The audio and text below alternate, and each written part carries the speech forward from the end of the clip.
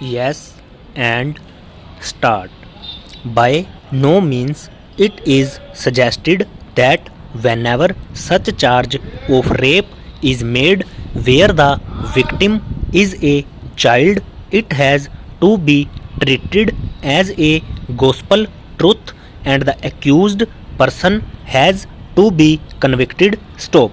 We have already discussed above the matter in which testimony of the prosecutrix is to be examined and analyzed in order to find out the truth therein and to ensure that deposition of the victim is trustworthy. Stop.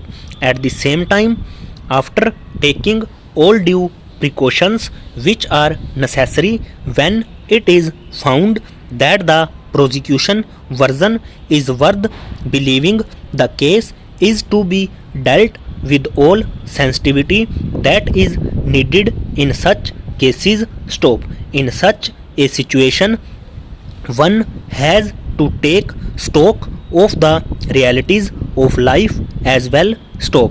Various studies show that in more than 80% cases of such abuses, perpetrators have acquaintance with the victims who are not strangers. Stop.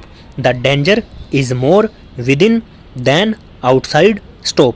Most of the time, acquaintance rapes when the culprit is a family member are not even reported for various reasons not difficult to fathom. Stop. The strongest among those is the fear of attracting social stigma. Stop. Another deterring factor which many times prevent such victims or their families to lodge a complaint is that they find whole process of criminal justice system extremely intimidating, coupled with absence of victim protection mechanism. Stop. Therefore, time is ripe to bring about significant reforms in the criminal justice system as well. Stop. Equally, there is also a dire need to have a survivor centric approach towards victims of sexual violence, particularly the children, keeping in view the traumatic long lasting effects on such victims. Stop. Pehra. After thorough analysis of all relevant and attendant factors, we are of the opinion that none of the grounds on which the High Court has cleared the respondent has any merit. Stop.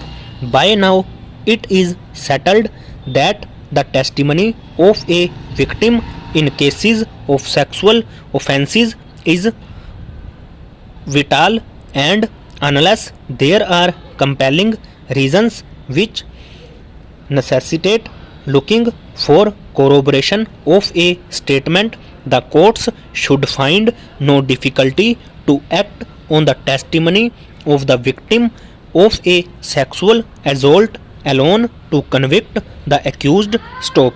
No doubt her testimony has to inspire confidence. Stop. Seeking corroboration to a statement before relying upon the same as a rule in such cases would literally amount to adding insult to injury. Stop. The deposition of the prosecutrix has thus to be taken as a whole. Stop. Needless to reiterate that the victim of rape is not an accomplice and her evidence can be acted upon without corroboration. Stop. She stands at a higher pedestal than an injured witness does. Stop. If the court finds it difficult to accept her version, it may seek corroboration from some evidence which lends assurance to her version. Stop.